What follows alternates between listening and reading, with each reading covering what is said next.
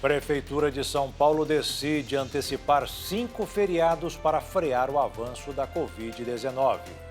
Governo federal libera recursos para a criação de mais leitos de UTI no estado de São Paulo.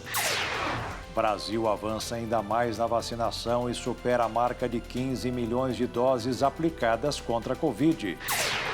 Senador Major Olímpio morre aos 58 anos após complicações decorrentes do coronavírus. Governo envia ao Congresso medida provisória da nova rodada do auxílio emergencial. Em reunião virtual, Bolsonaro defende compromisso contra desmatamento na Amazônia. Presidente americano envia mensagem a Bolsonaro e diz que a relação entre os países continua saudável. E você vai conhecer o oásis construído para evitar que os sauditas gastem dinheiro no exterior. Agora no Jornal das 22.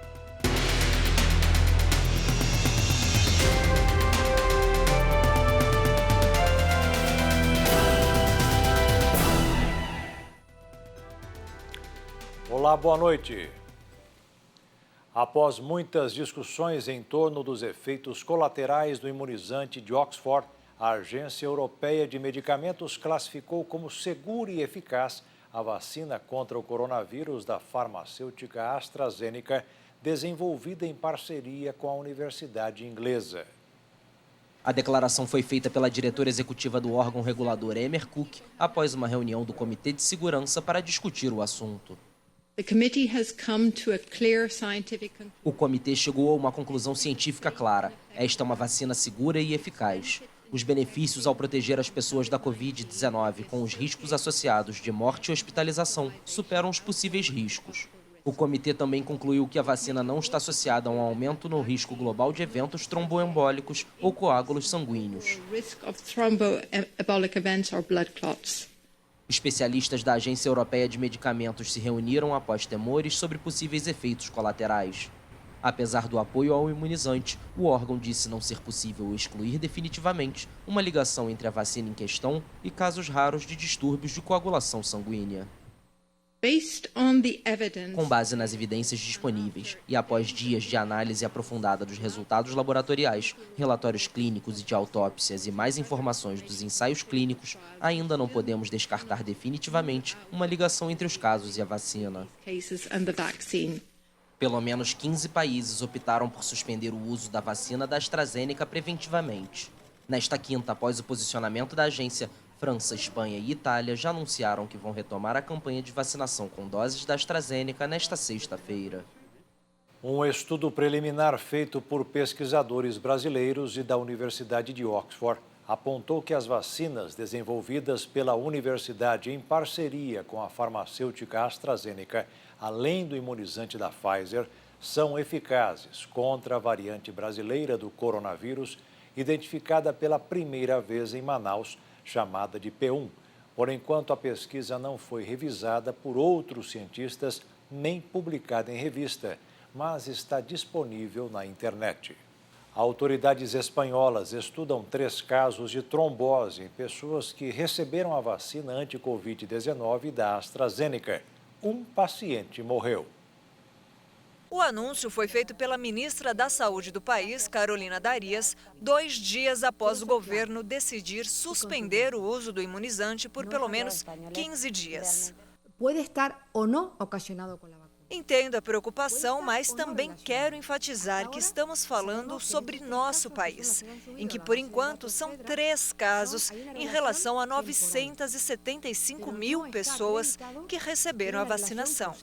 A imprensa disse que a pessoa que morreu era uma professora de matemática de 43 anos de idade de Marbella, sem condições de saúde pré-existentes. De acordo com o jornal Diário Sur, a mulher sofreu uma hemorragia cerebral e se queixou de dores de cabeça após tomar uma dose do imunizante.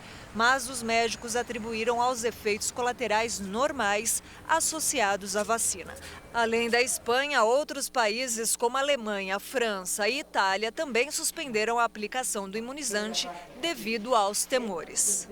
Seguimos com o ranking de vacinação no mundo. Já são mais de 400 milhões de doses de vacinas contra a Covid-19 aplicadas De acordo com o levantamento feito pela Universidade de Oxford, até o momento, os Estados Unidos estão em primeiro lugar com mais de 113 milhões de doses. Em seguida, a China, que quase alcança a marca de 65 milhões. Na terceira posição, a Índia, que já supera 37 milhões de doses. O quarto colocado, o Reino Unido, rompe a marca de 27 milhões. E fechando o ranking dos 5+, o Brasil, que tem mais de 15 milhões de doses aplicadas. A Prefeitura de São Paulo decidiu antecipar 5 feriados municipais para tentar aumentar o isolamento social e conter o avanço de casos de Covid-19 na cidade. O anúncio foi feito pelo prefeito Bruno Covas em coletiva virtual nesta quinta-feira. Os feriados serão antecipados para os dias 26, 29 e 30 de março, além de 1º e 2 de abril.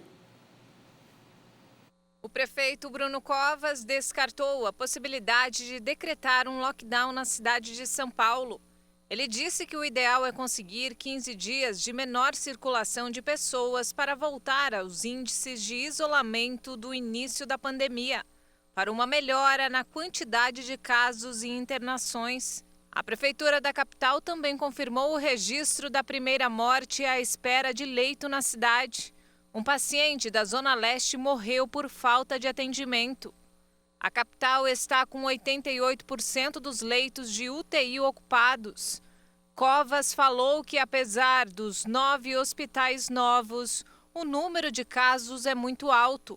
Somente nesta quarta-feira, cerca de 400 pessoas aguardavam leitos. A explosão de casos atinge também a rede privada da capital. Nesta semana, hospitais particulares pediram 30 leitos do SUS à Secretaria Municipal da Saúde. No estado, ao menos 79 pessoas com Covid-19 ou suspeita morreram na fila por um leito de UTI. O governo federal liberou recursos para a criação de mais leitos de UTI no estado de São Paulo. A medida publicada hoje no Diário Oficial da União autoriza a instalação de 1.608 novos leitos de UTIs. As vagas vão ser criadas para adultos e crianças e todas devem ser utilizadas para atendimento exclusivo de pacientes contaminados pela Covid-19. A iniciativa terá custo superior a 77 milhões de reais. Indígenas Baré, da comunidade Nova Esperança, no Amazonas, receberam a segunda dose da vacina contra o coronavírus. Uma equipe de saúde foi de Manaus até o local para garantir a imunização. Manaus é um dos distritos que tem a maior cobertura. A gente está aqui na área do Rio Coelhos, que teve 100% de cobertura na dose 1 e está muito próximo de 80% na dose 2. A chegada da segunda dose trouxe alívio aos indígenas. Para a aldeia foi muito importante porque tirou aquele pensamento, aquela preocupação que o pessoal tinha, ia adoecer e ia morrer, né? Então, quando chegou essa vacina, o povo ficou mais tranquilo, o pensamento já voltou normal. Então, foi muito importante. Ficou o povo de, né? Eu já estou imunizado contra a doença. Segundo a Articulação dos Povos Indígenas do Brasil, mais de 1.000 indígenas morreram no país vítimas da Covid-19. O Brasil vive o pior momento da pandemia e vem registrando números recordes de mortes e infecções diárias. O coronavírus já matou mais de 284 mil pessoas no país, o segundo mais afetado do mundo. Agora vamos falar de vacinação no Brasil e conferir o número parcial de imunização contra a Covid-19.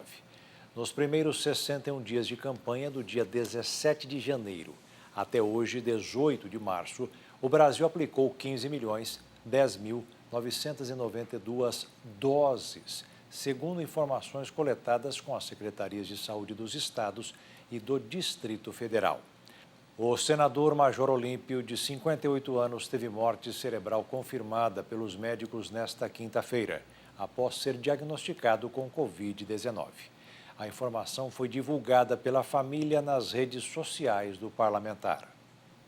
Sérgio Olímpio Gomes, conhecido como Major Olímpio, estava internado desde o início do mês no Hospital São Camilo, na capital paulista.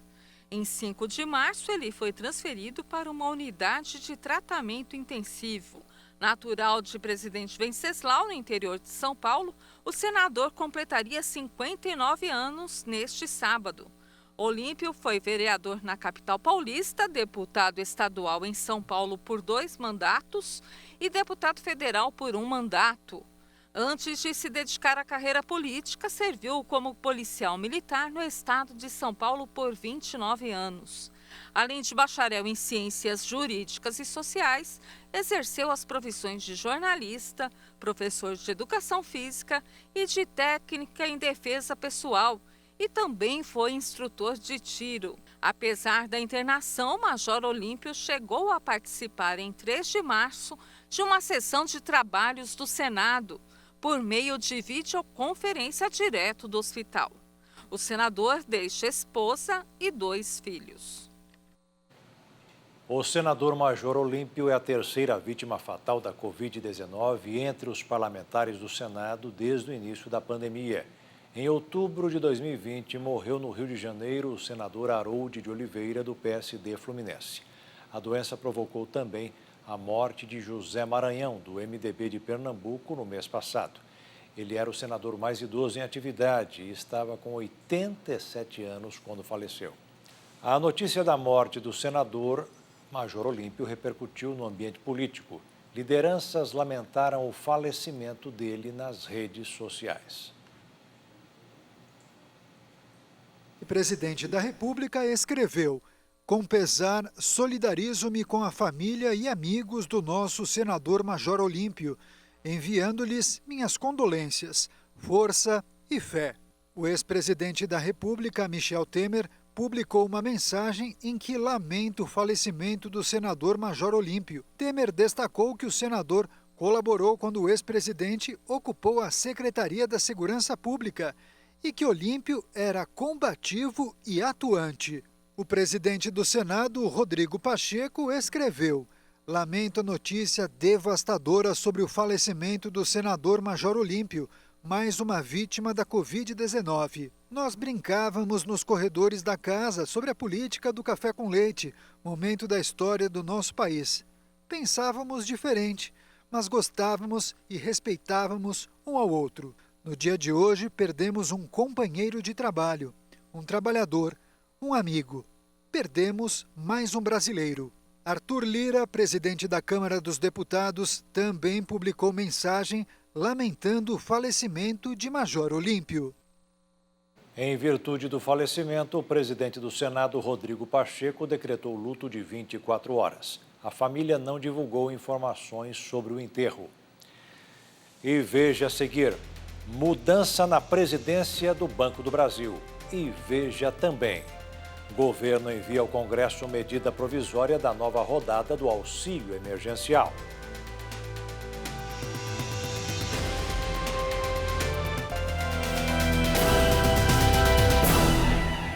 O presidente Jair Bolsonaro assinou a medida provisória que cria o auxílio emergencial de, em média, R$ 250. Havia previsão de que o presidente iria pessoalmente fazer a entrega do texto, mas após a informação da morte do senador Major Olímpio, a cerimônia foi cancelada. O texto do auxílio emergencial prevê que o benefício será pago a uma única pessoa por família. Se mulher, chefe de família, o valor será de R$ 375. Se for família uniparental, o valor cairá para R$ 150. Havia previsão de que o presidente Jair Bolsonaro fosse pessoalmente ao Congresso Nacional entregar o texto da medida provisória que criou o auxílio emergencial, mas após o anúncio da morte cerebral do senador Major Olímpio, a cerimônia foi cancelada. O Senado Federal decretou luto por causa do falecimento do líder do PSL na casa. Mas o Ministério da Cidadania, responsável pelo auxílio emergencial, divulgou em nota os detalhes do texto. A medida provisória prevê o pagamento de 4 parcelas do auxílio emergencial, que vai ser de R$ 150 para famílias uniparentais, ou seja, uma pessoa sozinha, e de R$ 375 para mulheres chefes de família. O governo federal estima que vai atender 45 milhões de famílias com o benefício e gastar 43 bilhões de reais, incluindo os custos operacionais. O auxílio emergencial será pago a famílias com renda per capita de até meio salário mínimo e renda mensal de até 3 salários. Aos que recebem o Bolsa Família, vale a mesma regra do ano passado. O beneficiário recebe o auxílio de maior valor. Trabalhadores formais, estagiários, residentes médicos ou beneficiários de bolsas de estudos não serão atendidos pelo programa. Também ficam de fora da possibilidade de receber o auxílio quem teve rendimentos tributáveis de R$ 28.559 em 2019. Quem recebeu o auxílio no ano passado, mas não movimentou o dinheiro na poupança digital, também fica impedido. Menores de 18 anos não podem solicitar o auxílio, com exceção de mães adolescentes. O pagamento do auxílio emergencial será feito como no ano passado. Para os beneficiários do Bolsa Família, o dinheiro será acreditado seguindo o calendário do programa. Aos demais, o valor será inserido direto na conta social digital, que pode ser movimentada pelo aplicativo Caixa Tem, direto no celular. A PEC emergencial prevê que o governo federal possa gastar até 44 bilhões de reais fora do teto de gastos. Deste valor, o governo federal disse que vai usar 23,4 bilhões para o pagamento do auxílio emergencial aos beneficiários já cadastrados nas plataformas digitais da Caixa. 6 bilhões e meio para os integrantes do Cadastro Único do Governo Federal e 12,7 bilhões para os inscritos no Bolsa Família. Como se trata de uma medida provisória, o texto já passa a valer assim que for publicado. A expectativa é que a MP saia no Diário Oficial da União desta sexta-feira. Após a publicação, o Congresso Nacional tem 4 meses para discutir e, eventualmente, alterar o texto. Os parlamentares podem, por exemplo, aumentar o valor do benefício, mas caso isso ocorra, o excedente aos 44 bilhões sairá do resultado primário do orçamento do país, o que poderia comprometer os gastos públicos, conforme explicam especialistas. A PEC, ela trava, né, a partir da sua aprovação na segunda-feira, ela trava quanto que o governo vai poder gastar com a mitigação da pandemia, né? Ou seja, com o auxílio emergencial. Esses 44 bilhões estão previstos para 2021 e eles permitem que o governo não observe os limites ligados ao resultado primário, né, e ao total de gastos primários, ou seja, 44 bilhões que ficariam fora das medidas ligadas ao cálculo, né, dos gastos autorizados, que nós chamamos de teto de gastos. Então, o governo não tem como ultrapassar esse limite, porque seria uma execução nula desses gastos sem autorização, né? E claro, aí sim o governo estaria incorrendo numa infração fiscal grave.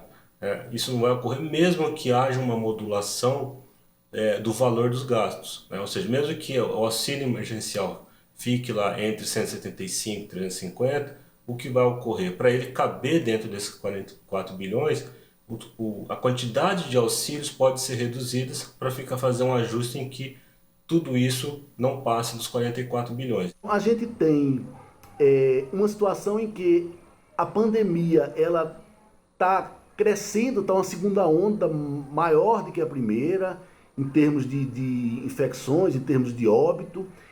A vacinação está muito atrasada, muito lenta, então nossa situação sanitária está mais dramática do que no ano passado e a gente tem um auxílio emergencial menor e alcançando menos pessoas. Então, a ideia é que uma política que vai ser insuficiente diante da necessidade que todos os governadores e prefeitos estão tendo de restringir a circulação de pessoas, o que deixa uma série de atividades econômicas não realizadas ou realizadas de uma escala muito menor, e muitos segmentos da sociedade ficam sem a oportunidade de ganhar sua própria renda. Então, realmente, esse auxílio emergencial ele é importante, vai ser útil, mas está muito atrasado e muito insuficiente. E para prevenir e reprimir fraudes com relação ao auxílio emergencial, o Ministério da Justiça e Segurança Pública firmou uma parceria com o Ministério da Cidadania. As pastas vão compartilhar informações que ajudem a rastrear possíveis fraudadores do programa e evitar que pessoas que não têm direito recebam o benefício. Fica sob a responsabilidade do Ministério da Justiça, através da Polícia Federal, planejar e executar operações de repressão a fraudes especialmente as que configuram crimes cibernéticos. Os beneficiários do Bolsa Família devem começar a receber o auxílio emergencial já a partir de 16 de abril. Já o calendário dos cadastrados pelo CAD único ou pela Caixa ainda vai ser definido pela medida provisória. Os beneficiários do Bolsa Família vão seguir o calendário regular de pagamento do programa, que é realizado nos 10 últimos dias úteis de cada mês, de forma escalonada, de acordo com o final do NIS, o número de identificação social. O Ministério da Cidadania informou que os outros beneficiários cadastrados pelo Cadastro Único ou pelo aplicativo da Caixa vão ter o calendário de pagamento definidos por medida provisória. A nova rodada do benefício começa em abril para todos os grupos. A estimativa é de um novo auxílio emergencial com 4 parcelas e valor médio de R$ 250. A nova rodada de pagamentos foi liberada após a aprovação da PEC emergencial no Congresso Nacional. A norma permite ao governo federal pagar o benefício em 2021, com 44 bilhões de reais por fora do teto de gastos e impõe mais rigidez na aplicação de medidas de contenção fiscal, controle de despesas com pessoal e redução de incentivos tributários. O Banco do Brasil informou hoje que o presidente André Guilherme Brandão entregou o pedido de renúncia do cargo ao presidente Jair Bolsonaro. Para o seu lugar, o governo indicou o nome do administrador Fausto de Andrade Ribeiro, atual diretor-presidente da BB Consórcios, subsidiária do banco. Mato Grosso do Sul fechou janeiro com a abertura de quase 3.500 empregos. Em 60 municípios, houve mais contratações do que demissões. Em janeiro, foram criados 3.483 postos de trabalho no estado, resultado de 19.455 contratações e 15.972 desligamentos. O setor de serviços foi o que mais gerou empregos formais, 1.504. A indústria e a construção civil juntas geraram 937 vagas. O comércio, 793. Os dados são do Cadastro Geral de Empregados e Desempregados do Ministério da Economia. Existe uma adaptação aos tempos de pandemia, quer dizer, o empresário está buscando um meio de atender aos seus clientes através de internet. Ele criou uma maneira nova de interagir com o seu cliente. Com isso, ele voltou a empregar. Em todo o estado, 60 municípios mais contrataram do que demitiram. Entre eles, Campo Grande, Dourados, Três Lagoas, Chapadão do Sul e Aparecida do Taboado. Em contrapartida, Carapó, Fátima do Sul e Bataguaçu foram os 3 municípios que mais demitiram entre as 19 cidades que registraram saldo negativo em janeiro deste ano. Segundo o CAGED, em 2020, Mato Grosso do Sul ficou em 9º lugar entre os estados que mais contrataram, apesar da pandemia. O saldo positivo foi de 14.173 novas vagas formais. O ano de 2020 foi muito difícil, acho que para todo o mundo. Nosso estado teve ainda o privilégio de ter saldo positivo na geração de emprego. E quem saiu da informalidade depois de 2 anos sabe bem a importância de um trabalho com carteira assinada. Que trabalha como vendedor ambulante, que eu trabalhava, vendendo trufas, que não tinha um valor fixo no final do mês, A reação ao saber que tinha sido contratada foi uma alegria, eu chorei bastante. E agora o mercado financeiro, o dólar fechou em queda nesta quinta-feira, após o Banco Central decidir na véspera elevar a taxa básica de juros pela primeira vez em 6 anos. A moeda norte-americana caiu 0,30% e encerrou o dia cotada a R$ 5,568 na venda. E a seguir, os números da pandemia no mundo e em reunião virtual. O presidente Bolsonaro defende compromisso contra desmatamento na Amazônia.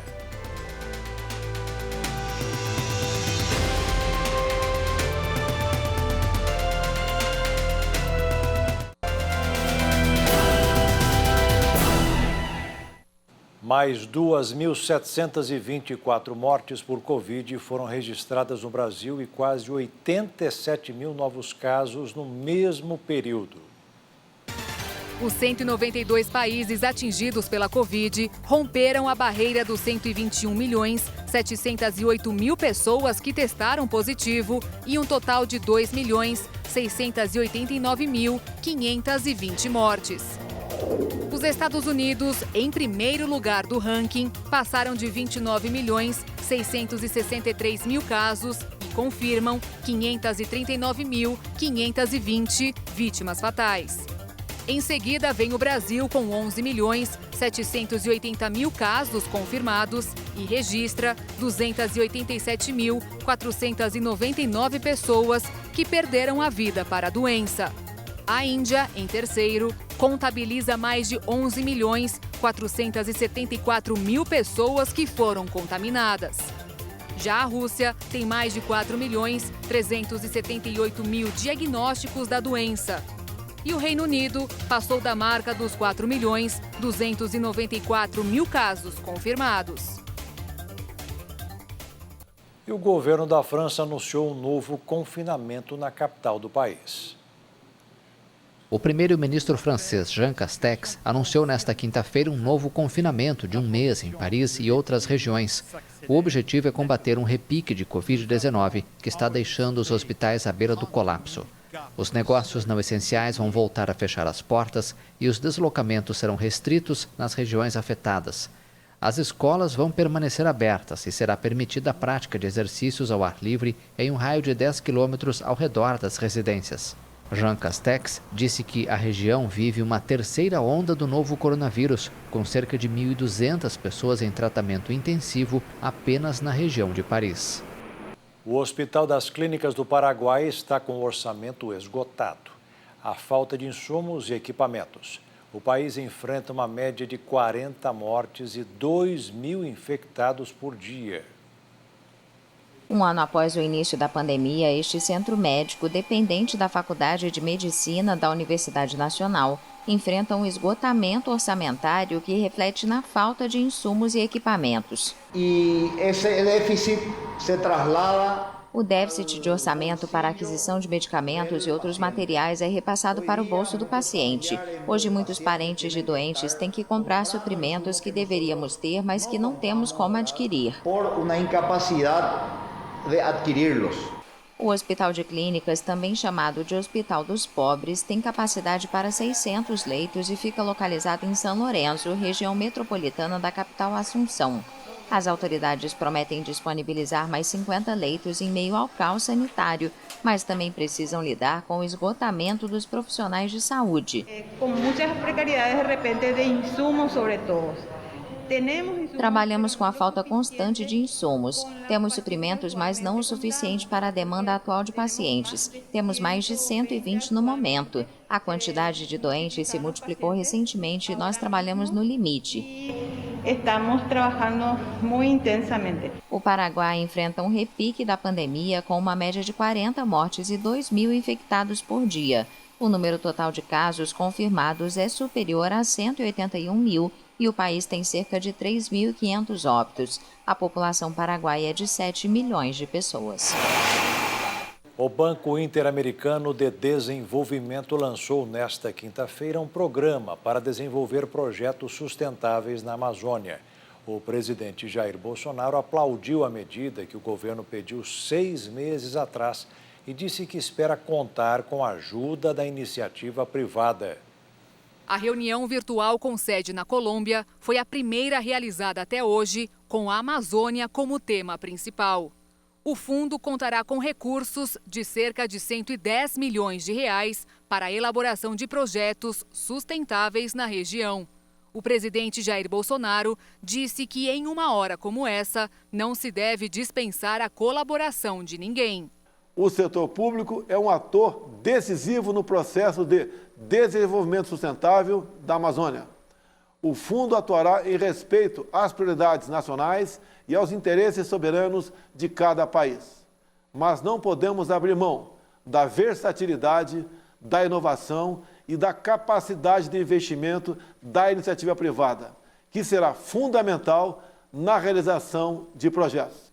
Para o presidente, o desenvolvimento sustentável e o fim do desmatamento ilegal dependem da valorização da economia amazônica e da melhoria da qualidade de vida da população local, que inclui a criação de empregos, produtos e serviços que utilizem de modo sustentável os recursos da floresta.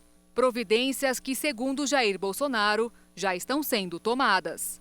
No Brasil, nos últimos 6 meses, por iniciativa do meu governo, houve uma queda de 20% nos alertas de desmatamento em comparação com o mesmo período do ano anterior.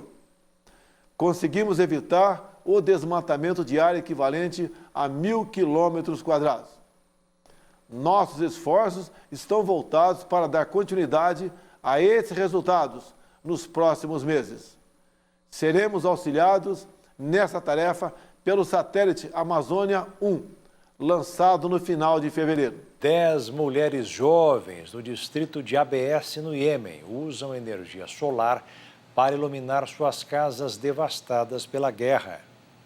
Um grupo de pessoas do Iêmen é pioneiro no país na geração de eletricidade, através de micro-redes solares.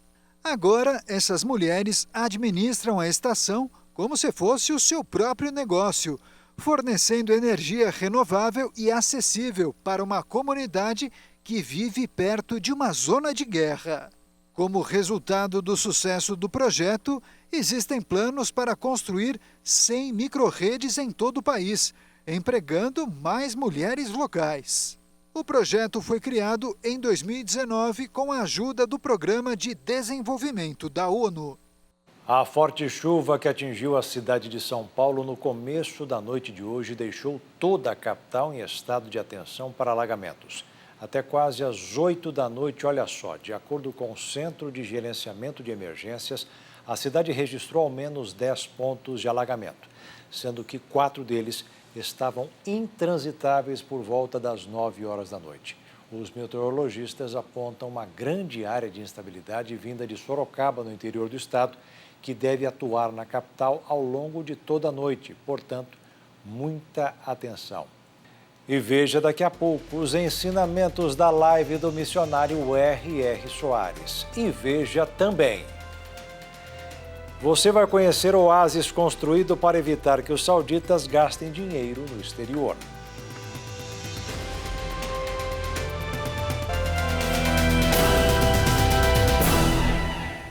O Ministério da Economia confirmou a projeção do PIB em 3,2% para este ano. De Brasília, Jaqueline Fonseca tem as informações.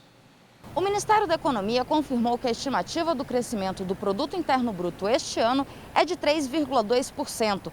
Para 2022, a estimativa de crescimento do PIB é de 2,5%. As informações constam na 9ª edição do Boletim Macrofiscal, divulgado pela Secretaria de Política Econômica do Ministério da Economia. O documento aponta que o PIB este ano pode chegar a 8,2 trilhões de reais e aumentar para 8,8 trilhões no próximo ano. Para o Ministério da Economia, o cenário atual é positivo, pois leva em conta a melhoria das expectativas dos empresários e consumidores, mas também considera os desafios já impostos pela pandemia este ano. Segundo o Ministério da Economia, essa expectativa de crescimento de 3,2% só é possível devido à adoção de critérios de cautela. De Brasília, Jaqueline Fonseca. Sauditas ricos estão gastando todo o dinheiro que podem em um oásis artificial, para evitar que as compras sejam feitas no exterior. Os abastados se divertem em um oásis artificial construído sobre dunas cor de salmão, despejando dinheiro internamente em uma prisão pandêmica de 1 ano que se encaixa nos esforços do governo para desencorajar os cidadãos de gastar dinheiro no exterior. O coronavírus atrapalhou os planos da Arábia Saudita de impulsionar o turismo e o entretenimento, novos setores centrais para uma estratégia de diversificação da economia dependente do petróleo. O Riyadh Oasis é um refúgio sofisticado no deserto com piscinas com palmeiras, restaurantes e barracas de luxo para atrair grandes apostadores sauditas impedidos desde o início da pandemia de gastarem suas fortunas no mercado do país. Anunciado como um refúgio de inverno 5 estrelas, marca a última tentativa do governo de reverter uma tendência de décadas de gastos sauditos de bilhões de dólares no exterior anualmente. Chegou o momento de fé e inspiração com a live do missionário. Hoje vamos saber que Deus vê tudo que está oculto em nós e, por isso, uma oração deve ser mais interior do que exterior. O ensinamento está em Mateus, capítulo 6, versículo 6. Como é que você faz para ser ouvido por Deus? Jesus falou, quase todo mundo conhece essa palavra, mas não segue. Esse é o problema. O que Jesus falou, mas tu, quando orares, mandamento para mim e para você. Entra no teu aposento, onde você dorme, e, fechando a tua porta, ora a teu pai que vê o que está oculto. Então, primeira coisa, você tem que entrar no aposento. Não quer dizer o quarto que você dorme. Aqui é literal, mas isso também é significado. Onde é o seu aposento? É o seu coração, que só você entra no coração. Olha, não deixa o demônio entrar, não. Deus você pode deixar que ele sabe tudo. Então você tem que entrar no seu aposento. Você tem que trazer Deus para dentro de você. Você tem que saber que você está falando com ele sobre a promessa dele. Se você não falar sobre a promessa, também não está trazendo Deus. Se vós estiverdes em mim, as minhas palavras em vós, tem que estar em você. Aí você, fechado aqui, muitas vezes você nem fala uma palavra, nem balbucia uma palavra. Você simplesmente pede e crê no coração, porque você não pode, você está no meio. Vamos dizer que eu estou numa reunião em que tem ali várias autoridades, eu fui convidado, e vê uma dor em mim. Eu vou agora levantar a mão e pôr assim, demônio da dor, sai de mim. Vai ser, esse pastor é louco. Mas eu aqui simplesmente, eu estou ali em nome de Jesus, estou com Deus e falo, Senhor, eu não quero isso não. Manifesta teu poder aqui agora e no meu coração, mal, sai de mim e sai. Já aconteceu o caso assim e por isso eu posso dizer para você, então tem que entrar no aposento, fechar a porta para ninguém ver, ninguém ouvir, e orar ao Pai que vê o que está em oculto. Ele vê tudo, está no seu coração. Então você orou ali e pode ter certeza. E teu Pai que vê o que está oculto te recompensará. É bem claro agora que a oração ela é mais interior do que exterior. A vida da pessoa quer dar um show. Ele é muito espiritual. Vê como é que ele falou com Deus agora. Não, você vai fazer para Deus ser glorificado em nome de Jesus. Agora chegou o momento do pedido de orientação dos fiéis. O Martinho, ele pergunta, como ser um bom cristão?